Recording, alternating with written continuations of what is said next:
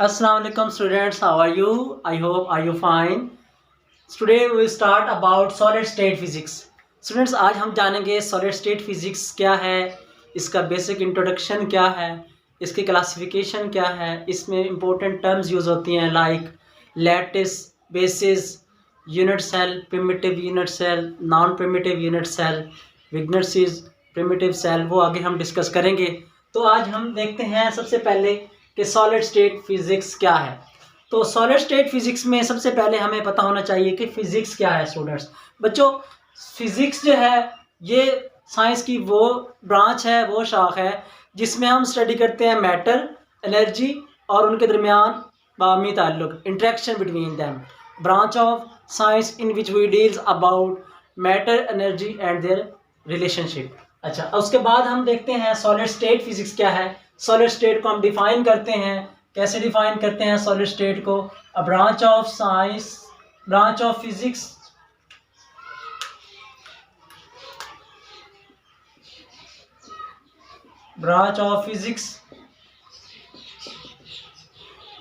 in which we deals physical properties. Students, हम physical properties के बारे में डिस्कस करते हैं, केमिकल प्रॉपर्टीज के बारे में नहीं, फिजिकल प्रॉपर्टीज के बारे में पढ़ते हैं. ठीक है, तो ये सॉलिड स्टेट फिजिक्स होती है. अच्छा, अब हम बचपन में देखते आए हैं सॉलिड सॉलिड सॉलिड सॉलिड क्या होती है. सॉलिड जो है वो मैटर की टाइप होती है. मैटर क्या होता है? Anything which occupy space and mess, जो वजन भी रखती है और जगह भी घेरती है. फॉर एग्जांपल, आपके पास ये वाइट बोर्ड मार्कर हो गया, वाइट बोर्ड हो गया, बुक हो गया, चेयर हो गई, कोई भी चीज़ जो आपका जो वज़न भी रखती है और जगह भी घेरती है. ठीक है, उसके बाद हम देखते हैं कि मैटर की टाइप्स क्या होती हैं. मैटर, स्टूडेंट्स, बेसिक इंट्रोडक्शन हम पढ़ रहे हैं इसके बारे में सॉलिड स्टेट फिजिक्स का. मैटर क्या होता है? मैटर में आगे टाइप्स क्या होती हैं? Solid, liquid, gas, plasma. Students, हम किसको स्टडी करेंगे? सॉलिड को स्टडी करेंगे. तो सॉलिड स्टेट क्या होती है? सबसे पहले हम सॉलिड स्टेट पढ़ते हैं.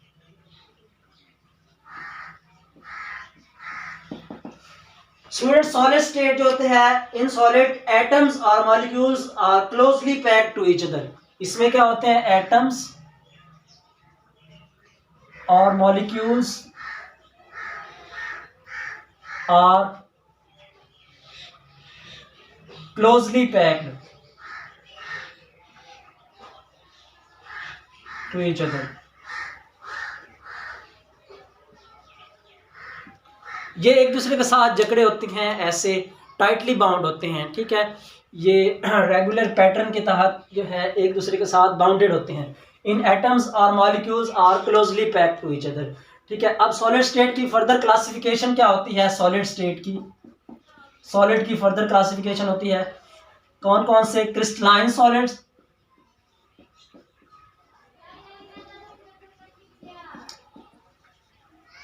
और non crystalline mean amorphous solid.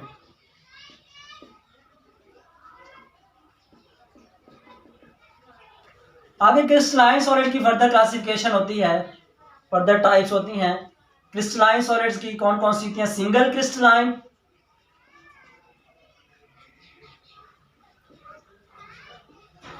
और पॉलीक्रिस्टलाइन.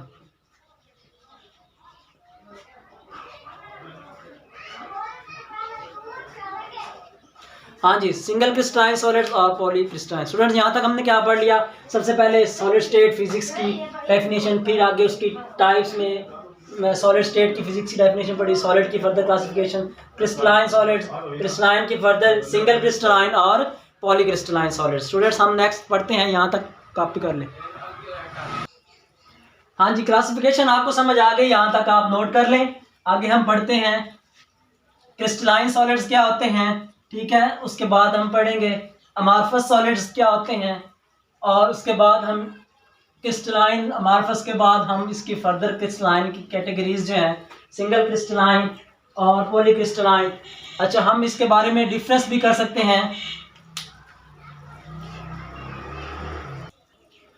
हाँ जी, क्रिस्टलाइन सॉलिड्स क्या होते हैं?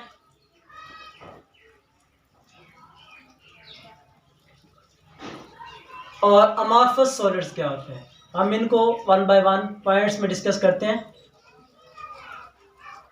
आपको समझ आ जाएगी। अच्छा, क्रिस्टलाइन सॉलिड्स में जो है ना, एटम्स या मॉलिक्यूल जो होते हैं वो रेगुलर या पीरियडिकली अरेंज्ड होते हैं, ठीक है। और अमॉर्फस सॉलिड्स में क्या होते हैं, एटम्स या मॉलिक्यूल्स होते हैं वो इरेगुलर पैटर्न के तहत जो है वो अरेंज होते हैं। जैसे कि फॉर एग्जांपल आपके पास 10 बॉल्स हैं, तो 10 बॉल्स में अगर आपने रेगुलर वे में एक तरतीब में आपने रखी हुई हैं, तो फिर वो क्या है, वो आपके पास क्रिस्टलाइन सॉलिड्स है। अगर उन्हीं 10 बॉल्स को आप ऐसे जो है आप ऐसे घुसेड़ दें, रख दें, कोई उनकी ख़ास तरतीब ना हो, तो उनको क्या बोलते हैं, अमॉर्फस सॉलिड्स। तो हम सबसे पहले इनकी डिफ़ाइन करते हैं, उसके बाद वन बाय वन आप इनके पॉइंट्स डिस्कस करते हैं। तो हम सबसे पहले जो है इसकी डेफिनेशन करते हैं इन क्रिस्टलाइन सॉलिड्स।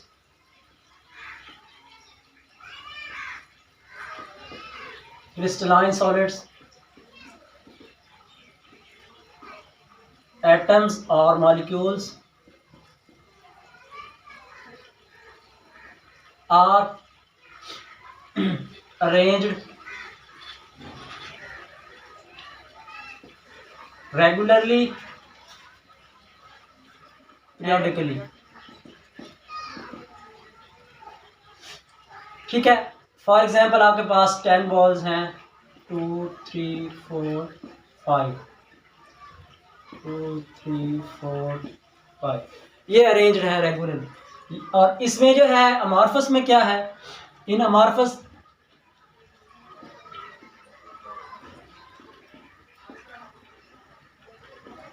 एटम्स और molecules are arranged irregular pattern में, इरेगुलरली और नॉन पीरियडिकली।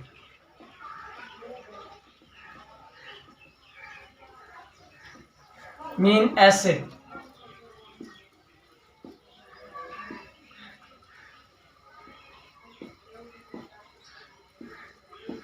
कोई खास उनकी अरेंजमेंट ना हो, ठीक है, पीरियडिकली। और अच्छा, अब इसके बाद आप सेकंड पॉइंट जो है वो हम इसको डिस्कस करते हैं दोनों के सेकंड पॉइंट्स में, कि क्या होता है इसमें जो है क्रिस्टलाइन सॉलिड्स में इनकी जो है लार्ज रेंज ऑर्डर होती है, इनकी they have large range order.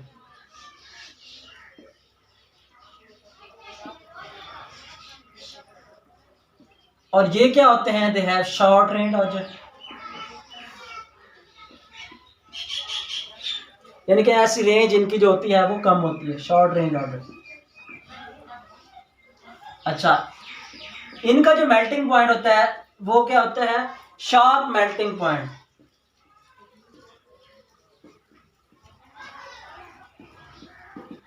यानी कि इनके मेल्ट होने के जो मेल्टिंग पॉइंट है वो शार्प होता है, और इनका होता है लो मेल्टिंग पॉइंट।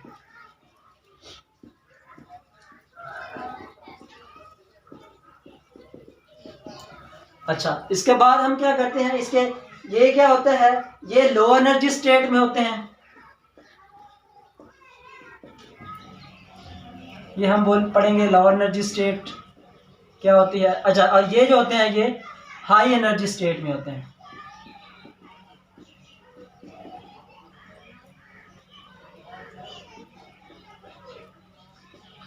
अच्छा, उसके बाद ये जो होते हैं ये किस प्रॉपर्टी में होते हैं, ये एरोस्टॉइड में जो है इसकी प्रॉपर्टी जो है वो ये होते हैं कि एनाइसोट्रोपिक प्रॉपर्टी होती है, एनाइसोट्रोपिक कैरेक्टरिस्टिक्स होती हैं इसकी। और ये जो होते हैं ये आइसोट्रोपिक कैरेक्टरिस्टिक्स होती हैं। अच्छा, ये आइसोट्रोपिक और अनिसोट्रोपिक प्रॉपर्टी क्या होती है, फैक्टर्स क्या होते हैं, कैरेक्टरिस्टिक्स क्या होती हैं। अच्छा, फॉर एग्जांपल आप जो है एक क्रिस्टल को आप इस साइड से देख रहे हैं तो इसकी जो है टेंसाइल स्ट्रेस जो है वो और होगी, और दूसरी साइड पे देखते हैं तो उसकी टेंसाइल जो है स्ट्रेस वो डिफरेंट होगी। तो ये है एनिसोट्रॉपिक, और आइसोट्रॉपिक में दोनों में जो है वो उनकी सेम होती है, ठीक है। और इसके बाद हम जो है डिस्कस करते हैं क्रिस्टलाइन सॉलिड्स की फर्दर क्लासिफिकेशन है सिंगल क्रिस्टलाइन और पॉलीक्रिस्टलाइन सॉलिड्स, ठीक है। तो आप स्टूडेंट्स यहाँ तक आपको क्लियर हो गया, ठीक है, यहाँ तक आप नोट कर लें, आगे चलते हैं। हाँ जी, ये आपने प्रॉपर्टीज पढ़ ली कि आपने क्या क्या पढ़ा। क्रिस्टलाइन सॉलिड्स में जो है वो लॉन्ग रेंज ऑर्डर होता है, और इसमें जो है अमॉर्फस में शॉर्ट रेंज होता है, ठीक है। ये आपने अमॉर्फस और क्रिस्टलाइन सॉलिड्स के बारे में स्टडी कर लिया। चले हम आगे स्टडी करते हैं किसके बारे में, टाइप्स ऑफ क्रिस्टलाइन की, और वो कौन कौन सी हैं। सिंगल क्रिस्टलाइन सॉलिड्स,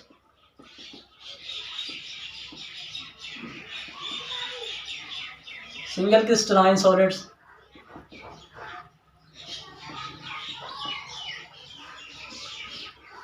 और पॉलीक्रिस्टलाइन सॉलिड्स। ये हम किसकी टाइप्स पढ़ने लगे हैं, क्रिस्टलाइन सॉलिड्स की। Further polycrystalline solid,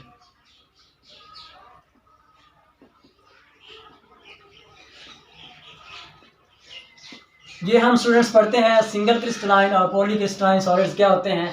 single crystalline solids में जो है आपके पास जो एटम्स या स्ट्रक्चर जो होते हैं वो सिंगल क्रिस्टल में जो उनका जो हाई स्ट्रेंथ होती है। फॉर एग्जांपल इनकी मैं डायग्राम बनाने लगा हूँ कि ये इस तरह जुड़े होते हैं कि वो एक दूसरे के साथ क्लोजली पैक ऐसे।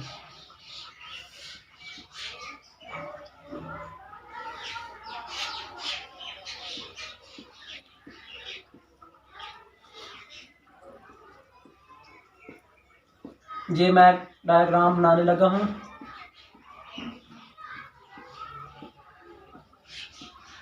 ये एक दूसरे के साथ ऐसे अटैच्ड होते हैं।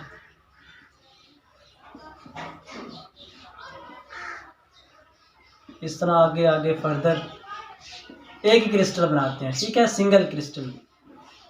और ये हाई स्ट्रेंथ में होते हैं, मजबूती से, ठीक है ना, ये हाई स्ट्रेंथ होती है इनकी। और ये सिंगल क्रिस्टलाइन है, सिंगल क्रिस्टलाइन सॉलिड्स है।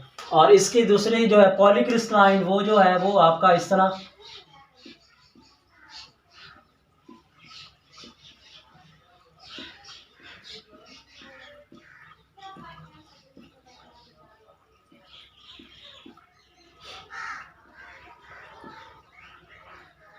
ये इस तरह इस फॉर्म में ऐसे बने होते हैं, एक दूसरे के साथ जुड़े होते हैं, लेकिन इनके दरमियान जो है वो सेपरेशन, ग्रेन सेपरेशन आ जाता है, ठीक है।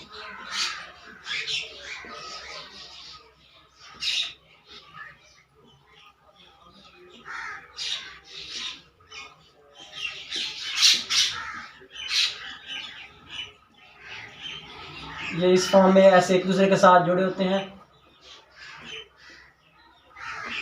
लेकिन इनके दरमियान ये ग्रेन है, टक ऐसे सेपरेशन है थोड़ा सा, ठीक है, ग्रेन है। अच्छा, इस एक को क्या बोलते हैं, क्रिस्टलाइट, क्रिस्टलाइट, इसको भी क्रिस्टलाइट बोलते हैं।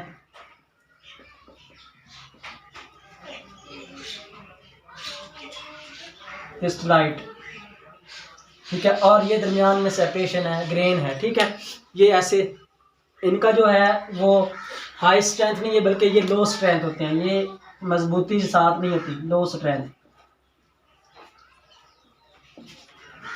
अच्छा, अब ये जो है इनका जो मेल्टिंग पॉइंट होता है वो मेल्टिंग पॉइंट हाई होता है, इनका मेल्टिंग पॉइंट लो होता है। क्यों?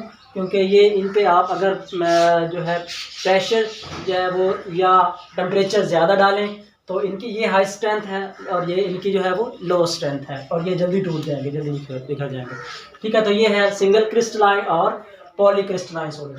तो आगे हम नेक्स्ट चलते हैं, लैटिस क्या होता है। लैटिस स्टूडेंट्स यहाँ तक आपको समझ आ गया ठीक है, चलें आगे इसके बारे में हम पढ़ते हैं। लैटिस क्या होती है, बेसिस क्या होते हैं और क्रिस्टल लैटिस क्या होता है। ठीक है, जो इम्पोर्टेंट टर्म्स यूज़ होती हैं सॉलिड स्टेट फिजिक्स में, तो सॉलिड स्टेट फिजिक्स में जो इम्पोर्टेंट टर्म्स यूज़ होती हैं कौन कौन सी हैं।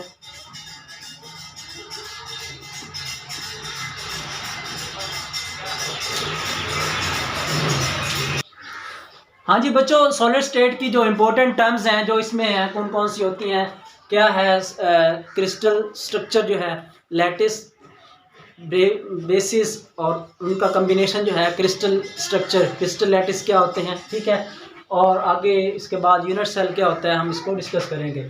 तो सबसे पहले हम पढ़ते हैं लैटिस और लैटिस क्रिस्टल।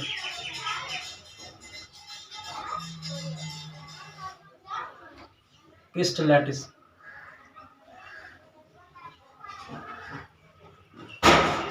ये आपने नाम सुना हुआ है, लैटिस क्या होता है स्टूडेंट्स, ये जो है ये मैथमेटिकल कंसेप्ट है। ठीक है, एक मैथमेटिकल कंसेप्ट है, कोई इसका जो है रियल में कोई नहीं होता। मीन क्या होते हैं कि ये लैटिस इस तरह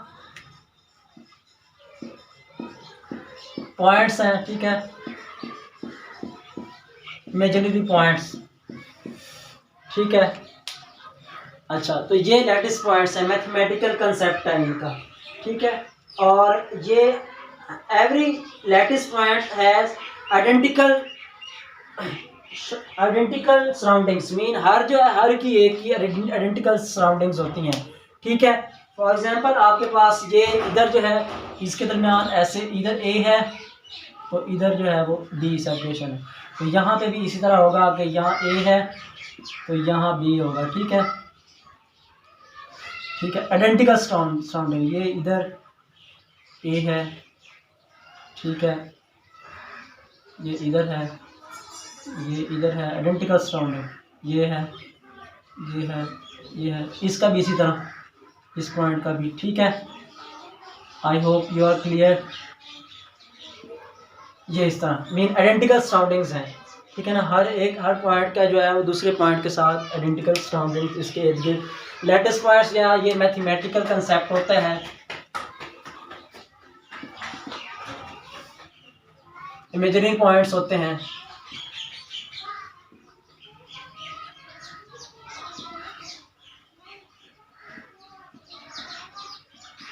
ठीक है, अच्छा, इमेजिनरी पॉइंट्स होते हैं, लैटिस मैथमेटिकल कंसेप्ट है, आइडेंटिकल सराउंडिंग्स होती हैं। ईच लैटिस पॉइंट्स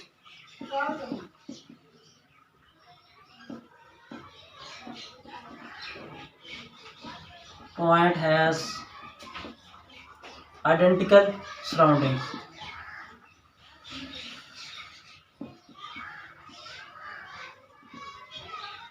ठीक है, हर लैटिस पॉइंट्स की आइडेंटिकल सराउंडिंग्स होती हैं। ठीक है, ये कुछ इंपॉर्टेंट पॉइंट्स हैं लैटिस के बारे में।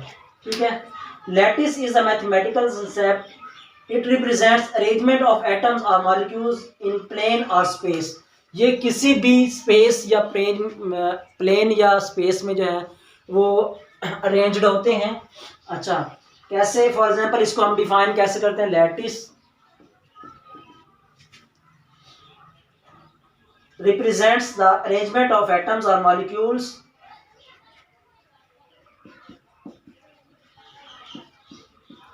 represents atoms or molecules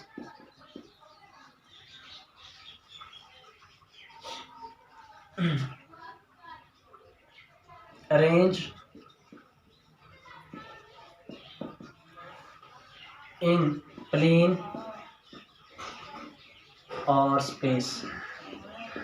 ये किसी स्पेस या प्लेन में, अगर ये प्लेन में है तो इसके दो कोऑर्डिनेट्स हैं ऐसे। ठीक है, एक्स और वाई, एक्स एक्सिस में और वाई एक्सिस में। स्पेस में है तो 3 कोऑर्डिनेट्स होंगे।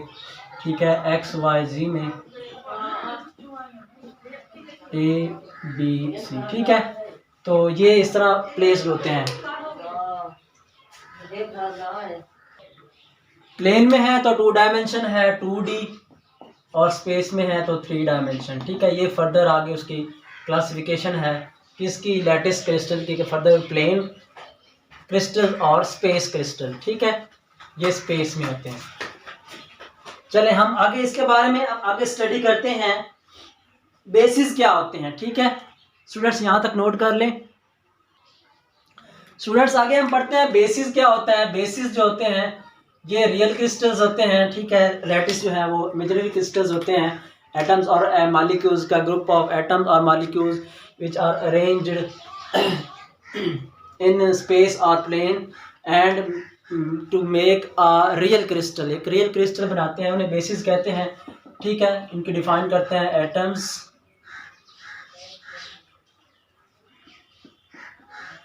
एटम्स और molecules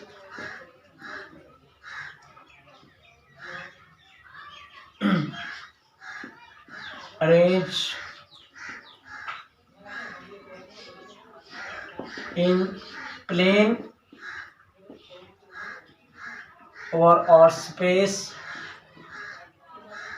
and make a real crystal।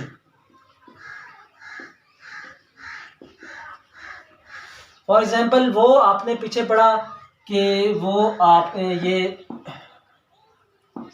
Lattice points जो हैं, lattice point, these are lattice points. ठीक है, और उन पे आप अगर एटम्स और मॉलिक्यूल्स, ये एटम्स हैं या मॉलिक्यूल्स हैं, ये प्लेस्ड कर दें। ठीक है, ऐसे। ठीक है, तो ये दीज आर कॉल्ड, ये जो होते हैं इन्हें कहते हैं लैटिस पॉइंट्स, और इनके ऊपर जो है एटम्स या मॉलिक्यूल्स वो प्लेस्ड हों और वो रियल क्रिस्टल बनाएं, एक रियल क्रिस्टल बनाएं। ठीक है,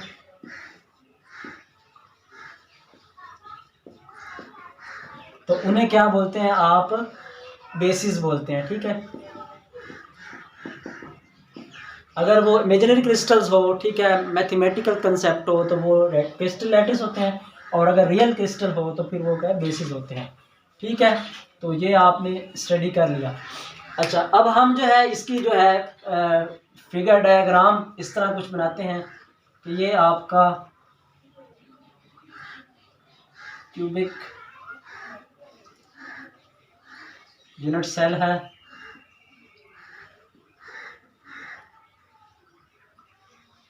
ठीक है, ये इसके ऊपर आपके क्रिस्टल पॉइंट्स, क्रिस्टल लैटिस हैं। ठीक है, अच्छा, अब इनके ऊपर एटम्स और मॉलिक्यूल्स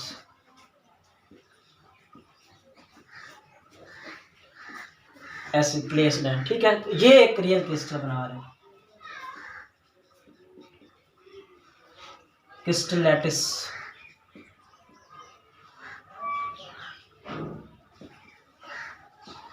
ठीक है, तो ये आपके पास क्रिस्टल स्ट्रक्चर जो होता है, crystal structure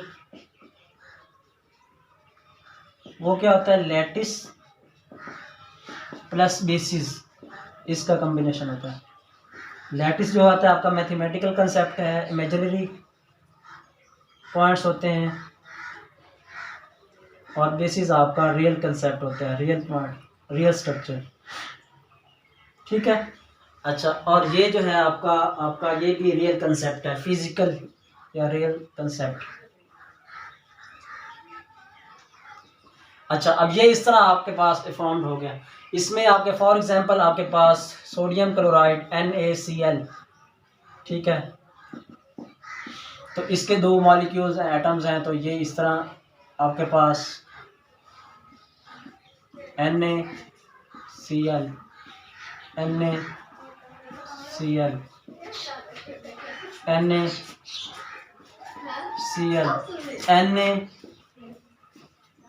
NaCl, NaCl, NaCl, NaCl, इस तरह यहाँ पे NaCl।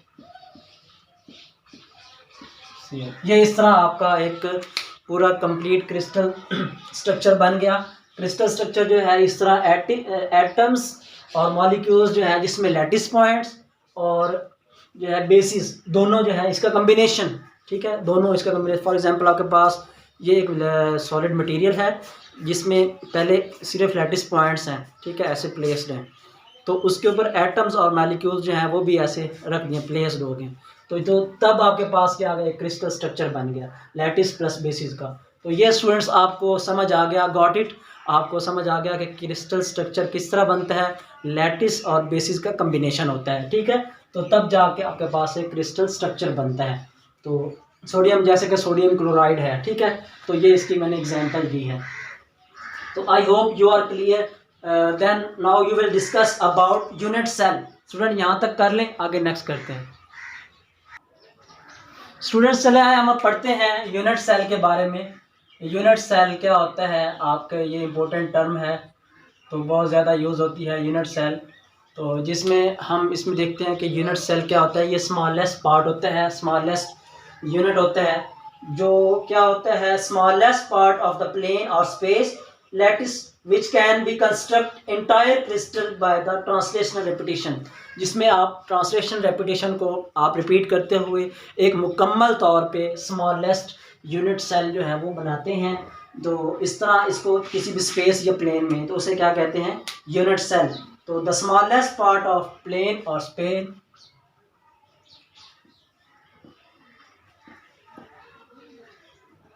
the smallest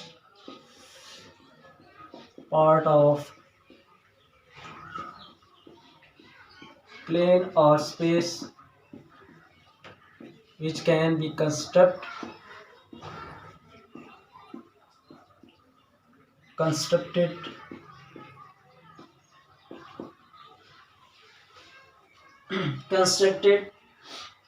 entire crystal by translational repetition, मुकम्मल तौर पे entire crystal by repetition of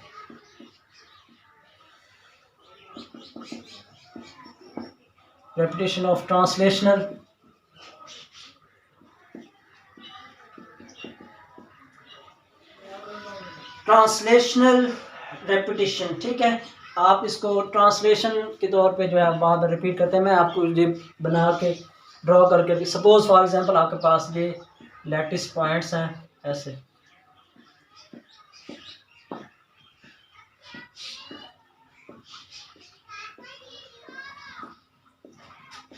ठीक है, ये आपके पास लैटिस पॉइंट्स हैं,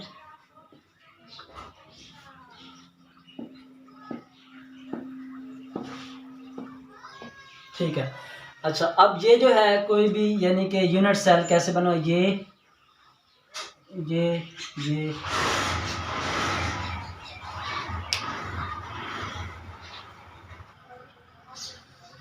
ये देखें, जैसे कि ये ट्रांसलेशनल वेक्टर ए है, ये ट्रांसलेशनल वेक्टर बी है, ठीक है, एक यहाँ पे बन रहा है, ठीक है, ए बी, एक यहाँ पे बन रहा है, ठीक है, यहाँ पे बन रहा है, ये रिपीट हो रहे हैं, ठीक है। अच्छा, अब इसमें ट्रांसलेशन वेक्टर टी है जो ऐसे दो ए और बी को ऐसे, ठीक है, इसका भी इसी तरह, इसका भी इसी तरह, ठीक है, आगे होता तो इस तरह, ये यहाँ पे ऐसे इंटायर क्रिस्टल स्ट्रक्चर जो बनाता है, ठीक है, जिसमें लैटिस ये ए और बी का मेन, ये ऐसे लैटिस ट्रांसलेशनल वेक्टर्स बना रहे हैं, ठीक है। अच्छा, ए बी, ये अगर प्लेन में है, ये प्लेन में है तो ए बी बनाएंगे, तो स्पेस में है तो डिफरेंट बनाएंगे, ठीक है, वो ए बी सी। अच्छा, अब यहाँ पे ट्रांसलेशनल वेक्टर्स, तो ये क्या है कि ये एक यूनिट सेल, स्मॉलेस्ट सेल है, इसमें ए और बी क्या होते हैं, बेसिस वेक्टर होते हैं, या इनको क्या नाम कहते हैं, वेयर ए एंड बी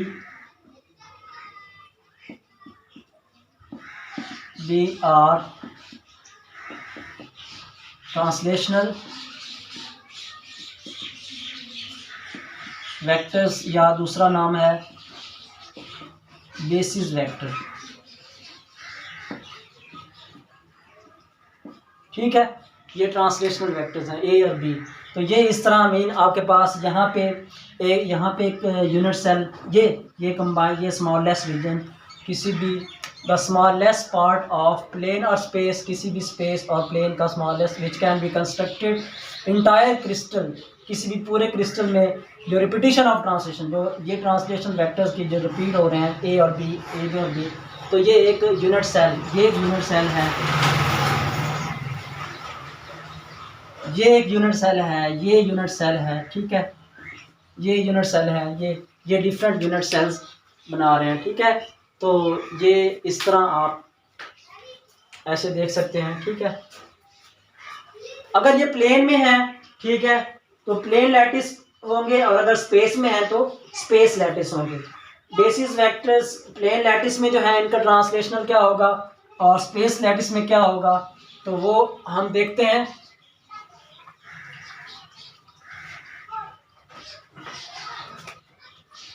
हाँ जी, प्लेन लैटिस में जो इसकी ट्रांसलेशन वेक्टर होगा और इसका जो एरिया होगा प्लेन लैटिस में, वो क्या होगा,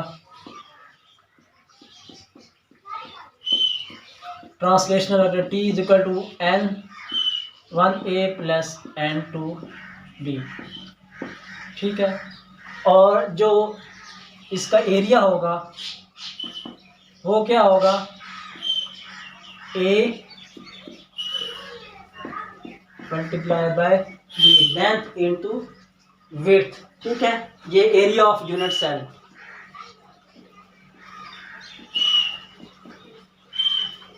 इस यूनिट सेल का एरिया ये, इस यूनिट सेल का एरिया ये होगा। अच्छा, इसी तरह अगर आप स्पेस में लेते हैं तो स्पेस में क्या होगा, स्पेस लैटिस में ट्रांसलेशन होगा n1a plus n2b plus n3c। ठीक है, वो ट्रांसलेशन वेक्टर से भी ऐड हो जाएगा। और इसमें इसका जो वॉल्यूम होता है, क्योंकि आपको पता है स्पेस में वॉल्यूम होता है, प्लेन में एरिया है तो स्पेस में वॉल्यूम है, लेंथ विड्थ ए और हाइट। अच्छा, आपके पास ये ए बी डॉट सी, ठीक है, ये इसका वॉल्यूम होता है। तो ये हम स्टडी कर लिया हमने किसके बारे में, यूनिट सेल क्या होता है, और यूनिट सेल के आगे further plane lattice unit cell क्या होता है और स्पेस लैटिस यूनिट सेल क्या होता है। ठीक है, इसकी ट्रांसलेशनल वेक्टर जो है टी, वो प्लेन में क्या होता है और स्पेस में क्या होता है। ठीक है, I hope you are understand completely this lecture. आगे हम पढ़ेंगे, नेक्स्ट पढ़ेंगे हम उसके बारे में, प्रिमिटिव यूनिट सेल क्या होता है, नॉन प्रिमिटिव यूनिट सेल क्या होता है, beginner series primitive unit cell क्या होता है, और फर्दर हम इस तरह डिस्कस करेंगे। I hope you are understand. Thank you so much for your watching.